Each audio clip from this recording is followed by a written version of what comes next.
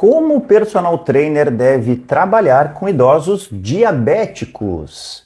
Olá pessoal, tudo bem? Sejam muito bem-vindos a essa série de aquecimento para a Semana do Personal Senior, que é um evento 100% gratuito e online que vai ocorrer entre os dias 27 de novembro e 1º de dezembro. A Semana do Personal Senior é um evento onde eu mostro o passo a passo para você, profissional de educação física, faturar mais de R$10.000 por mês, sendo um personal trainer de idosos. E pessoal, vocês já podem fazer inscrição para esse evento. Ó, tá batendo na porta, hein? Na segunda-feira, dia 27, já começa. Para fazer inscrição, é muito fácil, tá? Basta vocês irem no link que tem lá na nossa bio. Vocês vão clicar nesse link e ele vai direcionar vocês a uma página de inscrição. Lá vocês vão colocar apenas o nome e o e-mail de vocês. Como eu falei, é totalmente gratuito e vai ser online também. Então, aproveitem, façam a inscrição de vocês, que vocês vão com certeza aproveitar muito aí esse evento, beleza? Muito bem, gente, para quem não me conhece, muito prazer, eu sou o Guilherme.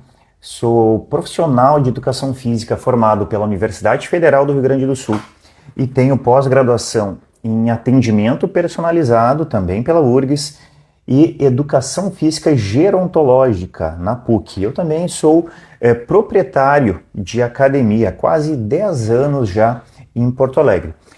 Nesse vídeo aqui, nessa live, eu vou falar um pouquinho mais sobre como é que o personal trainer pode trabalhar com um aluno idoso que tenha diabetes, beleza? Gente, como eu costumo falar em outras lives, quando essas lives se referem a doenças, né, doenças crônicas, eu não me aprofundo muito na questão do conceito, né, da prevalência da doença, até porque isso a gente pode encontrar em tudo que é site, né? Se for lá no Google, lá e digitar diabetes, o que é diabetes, vocês vão encontrar lá tranquilamente. Então eu prefiro não me aprofundar muito e ir direto ao ponto, né? Ao que realmente interessa pra gente, que é a relação com o exercício. O que a gente pode fazer daí com um idoso que é diabético quando ele aparece na academia pra gente, tá? Então vamos pensar mais nessa maneira prática, ok? Vamos lá então, por que é importante a gente, primeiro, entender sobre diabetes? Primeiro ponto é que toda vez que um aluno nosso apresenta uma doença crônica, o sinal de alerta ele já fica ligado, né?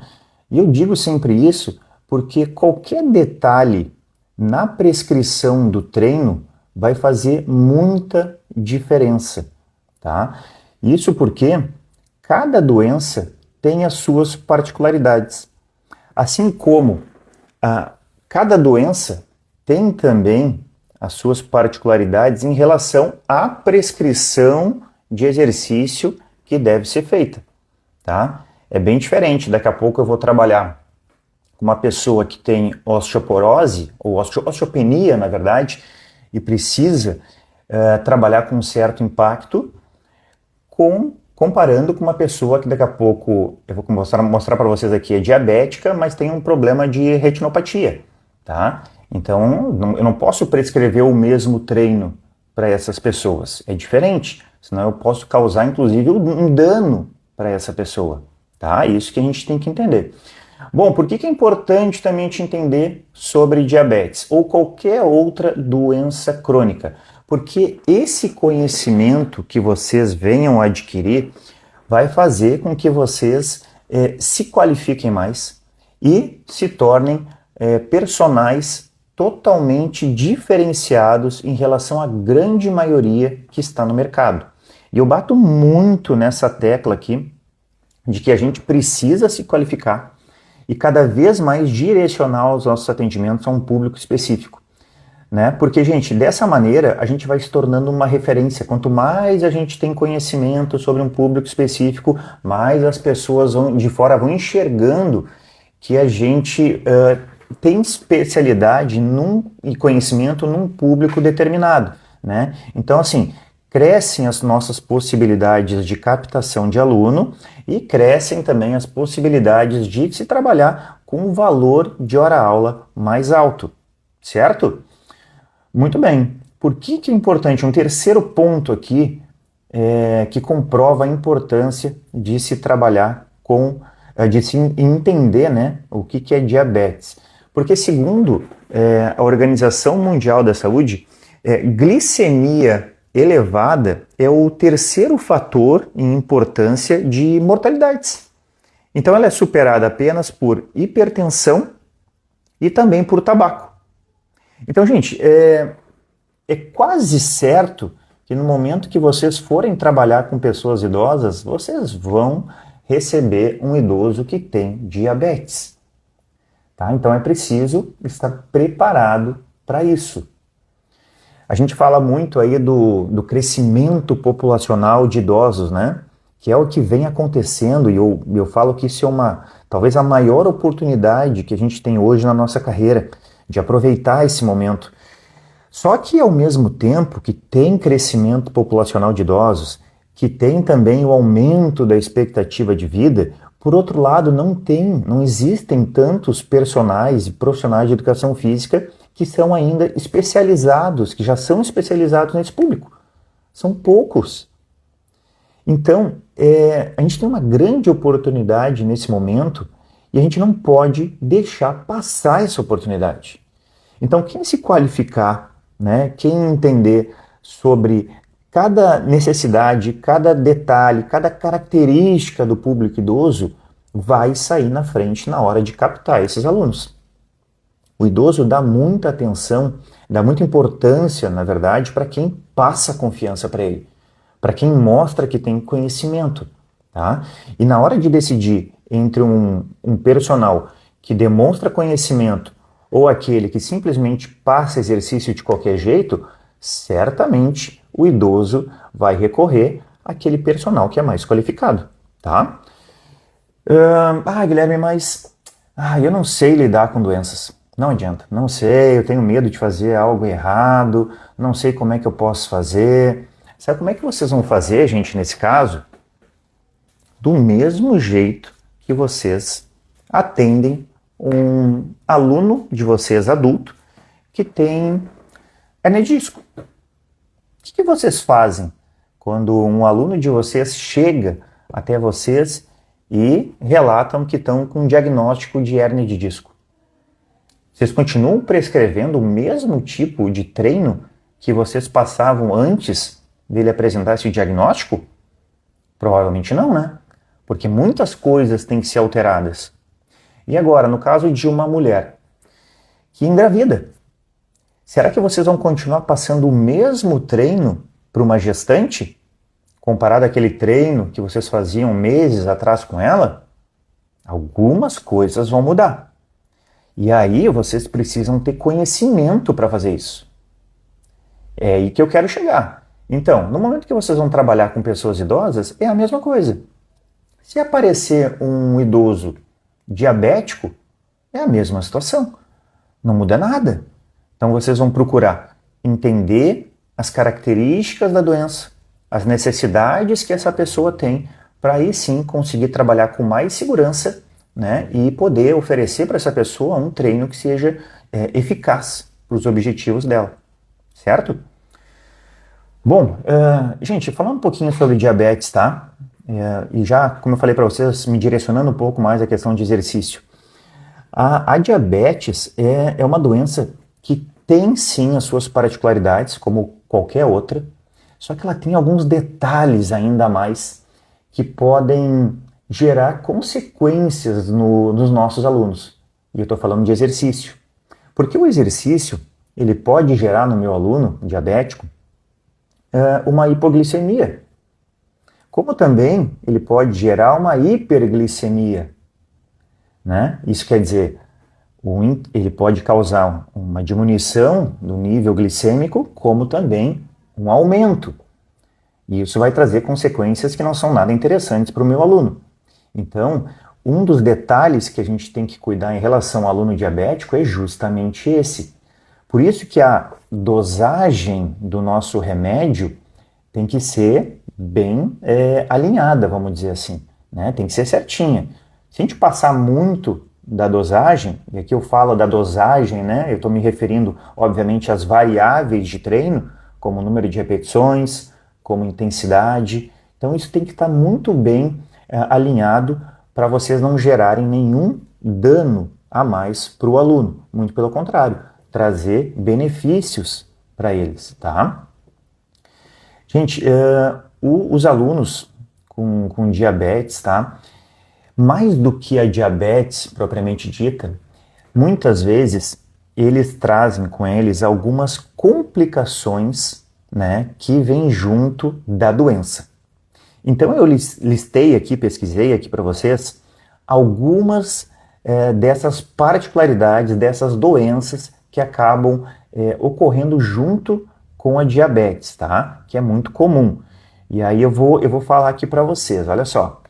A primeira delas, eu citei ali no início da live, que é a retinopatia, tá? Que são danos aos vasos sanguíneos na região dos olhos.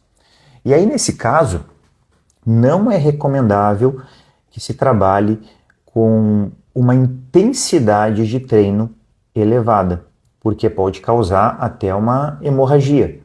Inclusive, a Sociedade Brasileira de Diabetes, ela não indica exercício aeróbio ou resistido de alta intensidade, devido também ao risco de deslocamento de retina, tá?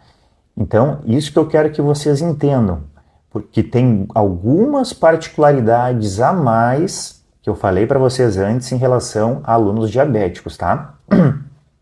Olha só, uma outra doença que pode aparecer com frequência, nefropatia, né, que é já um problema nos rins e que causa esclerose e fibrose glomerular, né? Então, gente, também não é recomendável, nesse caso, exercício de alta intensidade, porque ele pode causar aí proteinúria, né? Que daí é um acúmulo alto de proteína na urina, ok? Mais uma doença aqui que acaba aparecendo com muita frequência, e nessa doença aqui, eu tenho um exemplo muito prático para passar para vocês, porque eu tenho isso no meu dia a dia, tá? Que é neuropatia periférica. O que acontece na neuropatia periférica? A pessoa, o aluno, né, ele passa a ter muita fraqueza, muita dor e dormência na região dos pés, né? Então, nesse caso aqui, não é aconselhável que se trabalhe com atividades de alto impacto, tá? Essa é uma diferença também para quem tem esse problema de neuropatia periférica, tá? E por que eu falo que eu tenho um exemplo bem claro? Porque eu tenho um aluno aqui de 86 anos, que é o seu Guinter, já falei dele em algumas outras lives, né? Algumas outras publicações, que ele é diabético, tá? E ele tem justamente a neuropatia periférica acoplada ao diabetes dele. Então, o que acontece? Em muitos exercícios, principalmente quando a gente está no início do treino, ele não consegue, muitas vezes, ficar de pé. E aí, o que ele faz? Ele está sentado numa cadeira, me esperando para começar a aula, e ele começa a movimentar mais os pés dele, né? Então, ele começa a fazer movimentos com o tornozelo, né? Ele dá uma movimentadinha, botando o pé no chão e vai alternando. Então, ele precisa fazer isso para fazer com que ele tenha um pouco mais de estabilidade e força ao levantar. Se ele não faz isso, ele não consegue levantar. É impressionante, tá? Então, tem uma situação também que eu queria falar para vocês, uma recomendação do Ministério da Saúde, que nesses casos de pessoas que têm neuropatia periférica, eles recomendam, né, a atividade que não seja de impacto, então eles recomendam natação e bicicleta para o idoso que tenha isso, tá? Só que, gente, às vezes eu fico um pouquinho pensativo em relação a diretrizes, tá? Por quê? Porque, gente, no dia a dia desse meu aluno, do seu Guinter, ele não vai estar dentro de uma piscina, né? Ele não vai estar pedalando a todo momento. Ele vai estar na casa dele, caminhando, ele vai ter que levantar, ele vai ter que sentar, ele vai ter que deitar, ele vai ter que ir no banheiro, vai ter que tomar banho, né? Então, nesse caso, obviamente que eu vou ter um cuidado muito especial em relação à questão do impacto para ele, mas eu preciso trabalhar com ele dentro da academia e fazer exercícios que simulem as tarefas que ele tem no dia a dia dele. Isso, para mim, é o principal. Então, claro, né, eu estou trabalhando com ele de maneira individual, como personal. Então, eu tenho um cuidado maior. Mas, realmente, se um aluno idoso que é diabético e tem aí acoplado a neuropatia periférica e vai para uma academia comum, ele vai ter muita dificuldade, né? Então, nesse caso, de repente, é até aconselhável que ele vá, assim, fazer um trabalho aquático, vai fazer a bicicleta, enfim, como é recomendado pelo Ministério da Saúde, tá? Outra doença que aparece com frequência para quem tem diabetes é neuropatia autonômica. Esse é o nome, né? Que é uma disfunção nos nervos. Então, nesse caso aqui, gente, o recomendável é que não se faça muitas atividades com mudança de postura, sabe? Mudança de posição. Então, a pessoa não fazer muitos giros com o tronco, ela não sair de uma posição onde ela está sentada e levanta rápido, ou está deitada e levanta. Então, esses movimentos bruscos com mudança de direção e de sentido não é recomendável, tá? E tem também uma última doença aqui, que é a doença coronariana, né, que é mais tradicional, mais conhecida, que é a doença nos vasos sanguíneos do coração, tá? Então, todas essas doenças que eu trouxe aqui para vocês, elas podem vir junto, acompanhadas ainda da diabetes. E por que eu estou falando dessas doenças? Porque quando a gente vai pensar na prescrição de treino, a recomendação ela é muito similar à de um adulto saudável. Só que a gente tem que ter muito cuidado com essas particularidades, principalmente com essas que eu acabei de falar. Então vamos entrar agora um pouquinho nessa parte da prescrição do treino, tá? Antes de falar o que é mais recomendável em relação a treino aeróbico, resistido, vamos pensar um pouquinho nos parâmetros glicêmicos no início do treinamento, no início do exercício, tá? Quais são as condutas que a gente deve ter com uma pessoa que é diabética em relação ao índice glicêmico dela? O que é recomendável? Que a pessoa não faça nenhum tipo de exercício físico se a glicemia dela estiver abaixo de 80 miligramas. Agora me fugiu o outro, miligramas, me fugiu o nome aqui, depois eu confirmo para vocês, tá? Mas se estiver abaixo de 80, não é recomendável que essa pessoa faça exercício. Agora, se ela tiver com a glicemia entre 80 e 100, a recomendação é que ela faça ingestão de um carboidrato simples, tá? E depois meça novamente a glicemia, ok? Aí sim, quando ela chega num ponto onde ela está com índice glicêmico de 100 a 250, aí sim não tem problema algum dela realizar um exercício. Passando dos 250, aí já começa a ser um problema, e nos 300, acima de 300, não é recomendável também se exercitar. Ah, Gui, mas e como é que eu vou saber isso?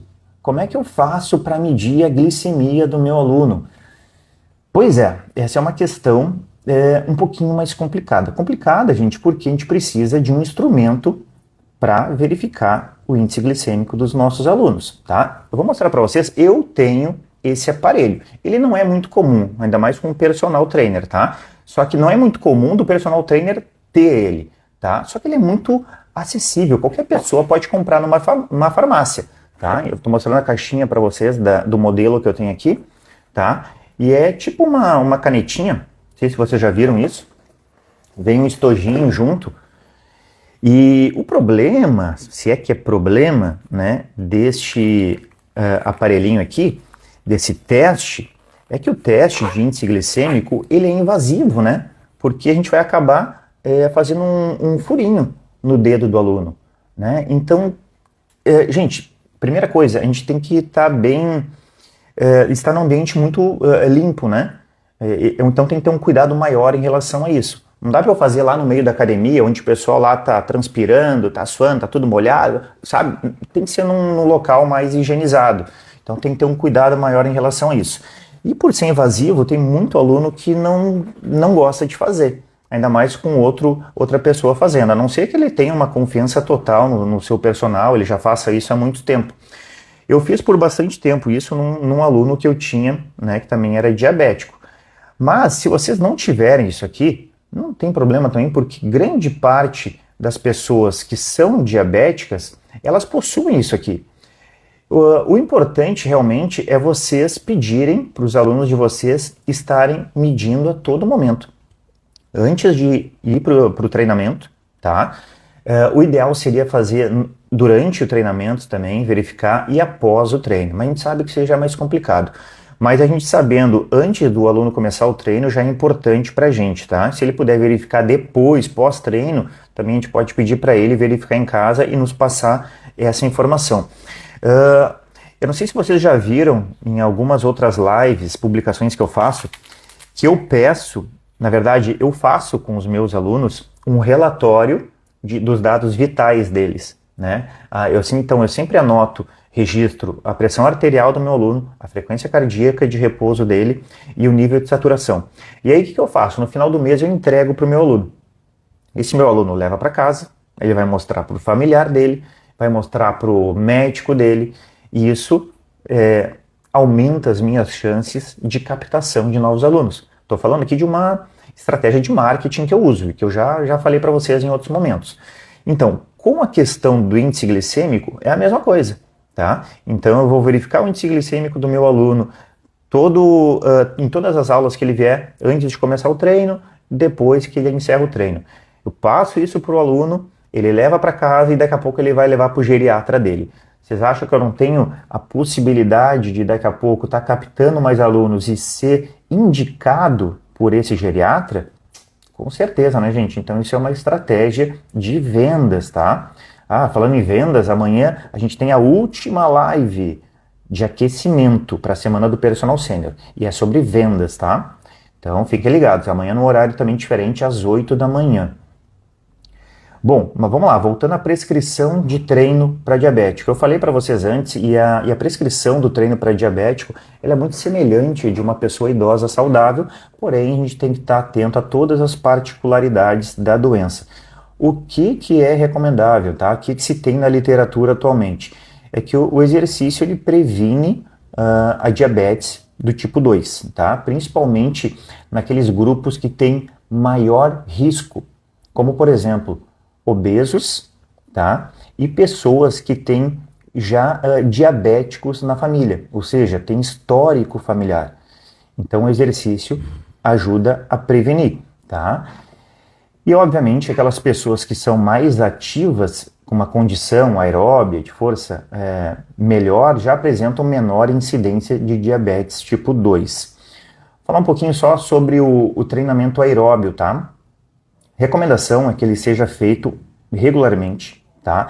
E de uma maneira muito frequente, que não se dê 2 dias de intervalo, tá? De um treino aeróbio para o outro. No máximo 2 dias de intervalo, tá? Isso para que a gente consiga diminuição da resistência à insulina, tá? Então, gente, recomendação diária de pelo menos 10 minutos para uma pessoa que é ou fragilizada ou está começando, mas sempre com o objetivo de progressão de chegar a 30 minutos por dia, tá bom? Até a gente chegar naqueles 150 minutos por semana, que é recomendável aí pela OMS, tá?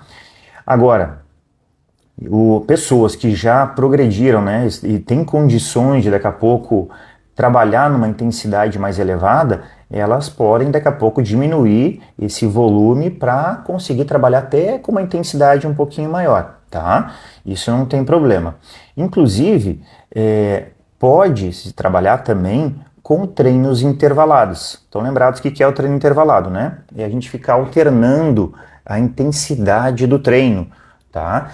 Mas só é recomendável esses treinos intervalados com pessoas que, primeiro, estejam estabilizadas, tá? E também tenham já um histórico de realizar esse tipo de modalidade, tá? Então, com pessoas que sempre foram sedentárias, estão começando agora a se exercitar em função da doença, o mais recomendável em relação a treinamento aeróbico é o aeróbico contínuo, tá? Então, velocidade constante e a gente vai aumentando a intensidade, aumentando o volume de treino. Beleza, pessoal? Muito bem. Vamos lá, vamos falar um pouquinho de treinamento resistido. E o treinamento resistido, gente, é comprovado também que ele reduz as chances de diabetes do tipo 2, independente se a pessoa faz trabalho aeróbio ou não, tá? Então, se a pessoa na vida dela fizer só musculação ou um treinamento funcional com progressão, ela também tem a possibilidade de reduzir, né, as chances de ser diabético, tá? E eu estou me referindo a diabetes do tipo 2. Isso é um estudo que tem, tá, de 2017, uma comprovação científica, pessoal. E aí é recomendável também que a prescrição do exercício resistido seja de 2 a 3 vezes na semana, tá? E aqui sim, com dias de intervalo, tá? Então faz o treinamento, por exemplo, na segunda-feira, não faz na terça, vai fazer só na quarta-feira, tá bom? Obviamente, né, que esse trabalho resistido está voltado para aumento de força muscular, que vai ajudar também no equilíbrio, vai ajudar também na questão de amplitudes de movimento do nosso aluno, e isso vai ajudar na estabilidade dele, né? Porque como vocês viram antes ali, pode ter várias doenças acopladas aí a diabetes que podem dificultar a estabilidade do meu aluno idoso. Então é preciso que ele tenha força muscular para conseguir ser mais estável, né, no dia a dia dele.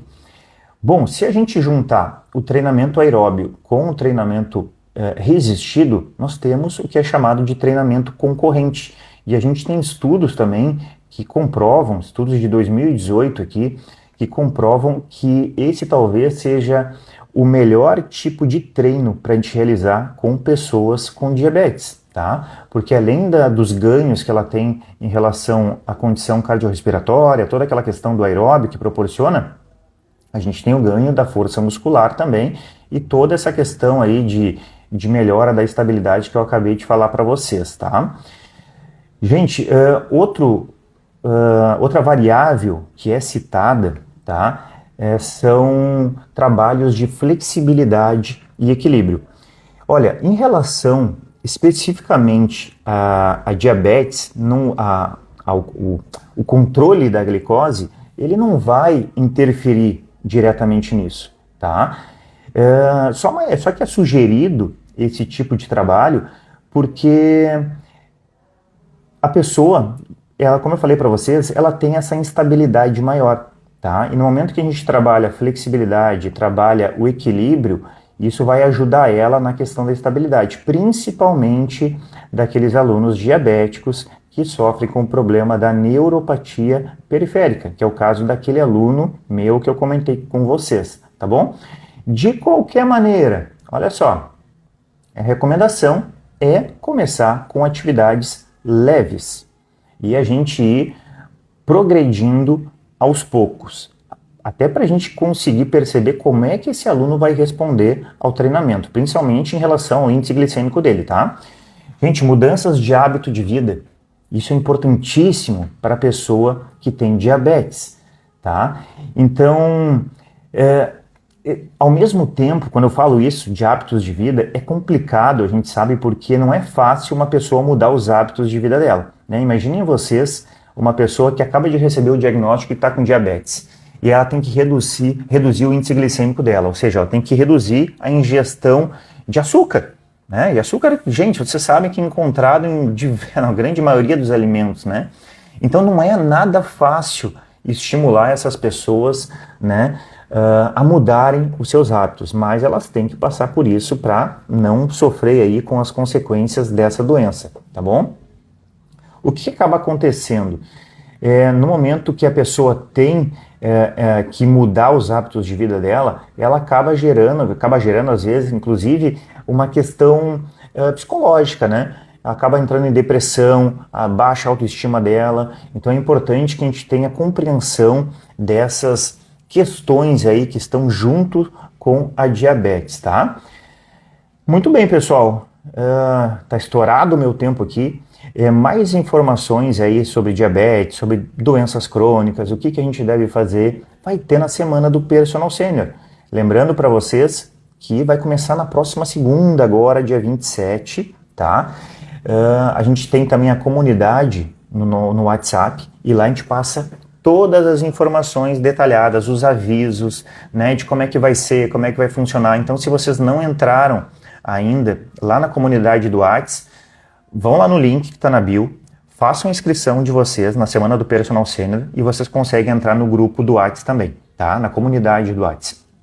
Não se preocupa que não tem, as pessoas não ficam falando lá. É uma comunidade, não é um grupo, tá? É só a gente que fica botando informações de como é que vai funcionar, né? E vai falando para vocês como que vai ser a semana do Personal Sênior. Lembrando também que a inscrição é gratuita e online, tá? E outra coisa, gente, eu falo tanto aqui de doenças, né? De complicações, enfim, é tudo muito importante vocês profissionais que querem faturar mais de 10 mil por mês, vocês saberem disso, ter segurança para prescrever para o aluno idoso e também entregar resultado para ele. Isso é fundamental e é resultado objetivo, concreto, que vai fazer vocês conseguirem faturar mais de 10 mil por mês, tá? Porque no momento que vocês apresentam um resultado concreto e objetivo para o aluno de vocês, ele nunca mais abandona vocês. Então pensem nisso. Outra coisa, tem que ter todo esse conhecimento, sim, técnico, saber sobre doença, sobre treino, sobre exercício, mas não basta só isso para chegar nos 10 mil. Vocês têm que externar esse conhecimento de vocês. Ou seja, vocês têm que vender o serviço de vocês. Não adianta nada ter todo esse conhecimento e não vender isso. Vocês assim não vão ganhar dinheiro, tá? Então, vou falar mais sobre vendas amanhã de manhã numa live às 8 horas, beleza? E depois, obviamente, lá na semana do Personal Sênior. Então, desde já convido vocês para estarem amanhã comigo, amanhã às 8 horas, com a aula sobre vendas, e também estarem comigo na semana do Personal Sênior. Beleza? Muito obrigado a todos que estiveram aqui e até amanhã. Valeu, pessoal!